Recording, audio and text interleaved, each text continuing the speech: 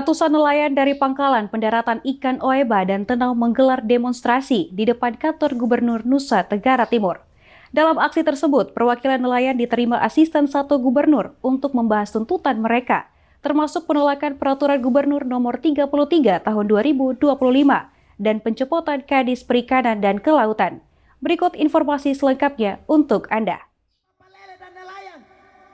Ratusan nelayan menggelar aksi damai di depan kantor Gubernur Nusa Tenggara Timur. Mereka menuntut pembatalan Pergub Nomor 33 Tahun 2025 yang mengatur kenaikan tarif retribusi di pelabuhan perikanan hingga 300%. Dalam orasi, nelayan juga meminta pencopotan Kepala Dinas Perikanan dan Kelautan yang dinilai tidak memihak terhadap kepentingan mereka. Dengan cara apapun kita menaikkan pendapatan asli daerah, membangun Nusa Tenggara Timur. Tapi ingat, jangan jadikan kami nelayan sebagai sapi perahan. Ini tidak bisa diterima. Kenaikan sampai 300%. Kenaikan tidak didahului dengan sosialisasi. Itu artinya arogansi terhadap masyarakat pengguna lahan PPI. Tidak boleh diterima. Tidak boleh diterima. Sepakat kita menolak. Iya, teman-teman perlu diketahui. Usai menyampaikan aspirasi, sebanyak 15 perwakilan nelayan diterima oleh asisten 1 Gubernur Nusa Tenggara Timur. Dalam pertemuan tersebut, perwakilan nelayan menjelaskan langsung tuntutan penolakan peraturan gubernur dan pencopotan kepala dinas. Mereka meminta dalam waktu 2 minggu ada kepastian jawaban dari pemerintah. Bahwa tadi disampaikan atau mereka menolak dibatalkan. Kan saya sudah bilang kapasitas kita jelas. Saya dengan teman-teman yang ada tidak dalam koridor membatalkan itu ya. Tolong dipahami baik-baik. Kita ada pimpinan, kita ada gubernur. Hierarki secara organisatoris tetap ada. Kita akan sampaikan dulu. Asisten 1 Gubernur Nusa Tenggara Timur menegaskan bahwa seluruh tuntutan nelayan akan diteruskan kepada gubernur. Hingga siang hari, aksi berlangsung aman dan terkendali. Nelayan menyatakan akan kembali berunjuk rasa jika dalam 2 minggu tidak ada jawaban dari pemerintah. Dari Kupang, Tim Liputan Timur TV melaporkan. Untuk meningkatkan kesejahteraan petugas kebersihan, pemerintah Kota Kupang bekerjasama dengan PT Hutama Jaya Chandra menyalurkan bantuan 1 ton ikan laut. Bantuan melalui program CSR ini diserahkan langsung oleh Wali Kota Kupang di lapangan upacara kantor Wali Kota Kupang. Acara penyerahan bantuan CSR ini berlangsung di lapangan upacara kantor Wali Kota Kupang dengan dihadiri sejumlah petugas kebersihan Dinas Lingkungan Hidup dan Kebersihan. Sebanyak 1 ton ikan laut didistribusikan kepada petugas kebersihan sebagai bentuk kepedulian dan apresiasi atas jasa mereka dalam menjaga kebersihan kota. Jadi bantuan ini adalah bukti kepedulian kita kepada teman-teman petugas kebersihan yang sudah bekerja keras. Ya kan artinya kerja keras mereka itu dihargai, kita peduli. Nah, nanti Kakak Wakil tambahkan sedikit untuk bantuan ini. Ya, jadi bantuan ini juga merupakan hasil kolaborasi CSR dari perusahaan swasta yang ada di Kota Kupang. Jadi di mana-mana kan Pak Wali juga selalu bilang kalau kita mau bangun Kupang kita tidak bisa jalan sendirian. Ya, ini adalah salah satu wujud nyata kolaborasi dari pemerintah, swasta, dan sasarannya untuk teman-teman garda terdepan dari petugas kebersihan. Ya.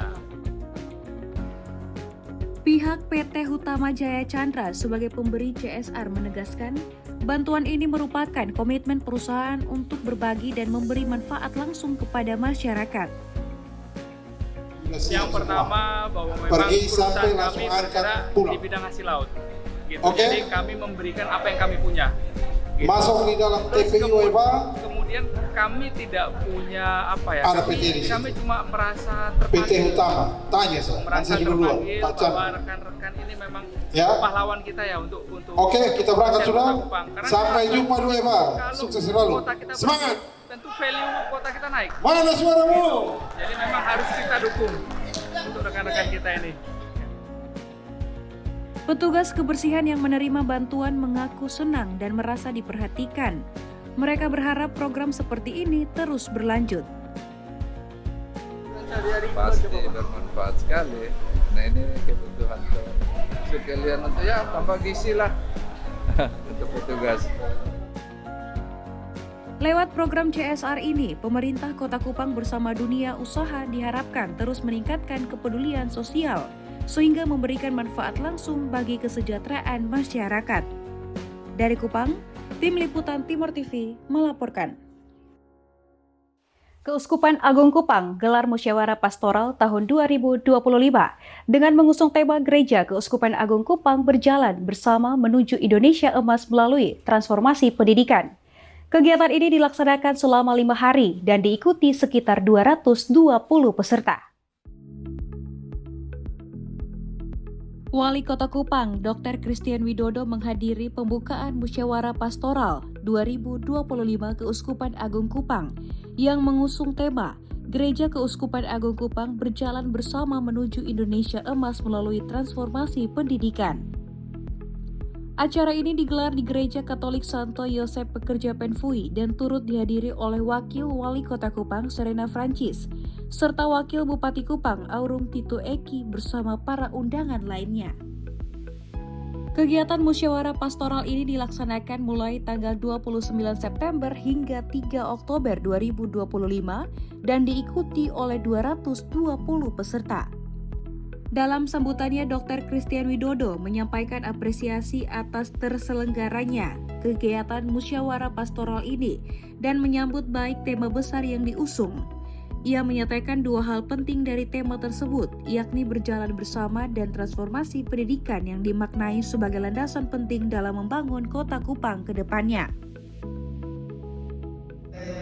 Semua berjalan bersama, bergandengan tangan agar cita-cita Indonesia Emas 2045 benar-benar terwujudkan dimulai dari Kota Kupang yang kita cintai. Semoga Tuhan yang Maha Kasih senantiasa memberkati seluruh rangkaian musyawarah pastoral ini dan memberikan buah berkah bagi umat gereja dan Kota Kupang tercinta. Mengakhiri sambutannya, Dr. Christian Widodo mengajak seluruh peserta musyawarah pastoral untuk terus membangun semangat, kebersamaan, dan kesiapan menghadapi masa depan melalui pendidikan dan teknologi. Kegiatan ini juga diharapkan menjadi pijaran iman Katolik dalam mewujudkan transformasi pendidikan menuju Indonesia Emas 2045. Dari Kupang, Tim Liputan Timur TV melaporkan.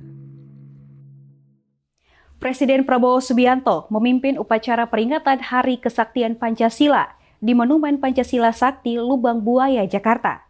Sejumlah menteri Kabinet Merah Putih serta tamu undangan ikut serta dalam upacara ini. Presiden Prabowo Subianto untuk pertama kalinya memimpin upacara peringatan Hari Kesaktian Pancasila di Monumen Pancasila Sakti, Lubang Buaya, Jakarta pada Rabu pagi untuk mengenang tragedi gugurnya pahlawan revolusi pada peristiwa 30 September 1965. Upacara nampak diikuti Wakil Presiden Gibran Rakabuming Raka dan sejumlah jajaran Kabinet Merah Putih, serta tamu undangan lainnya. Upacara Hari Kesaktian Pancasila sendiri dipimpin oleh penerbang tempur Kolonel Amri Taufani. Ketua MPR Republik Indonesia Ahmad Muzani dalam upacara ini bertindak membacakan teks Pancasila, sementara pembacaan teks pembukaan Undang-Undang Dasar Negara Republik Indonesia tahun 1945 dibacakan oleh Wakil Ketua DPD Republik Indonesia Yoris Raweyai. Kemudian pembacaan ikrar kesetiaan kepada Pancasila oleh Ketua DPR Republik Indonesia Puan Maharani. Sementara untuk prosesi pembacaan doa dipimpin oleh Menteri Agama Nasaruddin Umar. Usai prosesi upacara berakhir, Presiden Prabowo didampingi oleh Wakil Presiden Gibran Rakabuming Raka bersama jajaran Menteri Kabinet Merah Putih meninjau Monumen Pancasila Sakti. Dari Jakarta, Tim Liputan Jawa Post TV melaporkan. Melalui kisah Cepat Sembuh Ciko, buku ini mengajak kita untuk belajar tentang pentingnya menjaga kesehatan, empati, dan kekuatan persahabatan. Informasi selengkapnya akan hadir sesaat lagi, tetaplah bersama kami.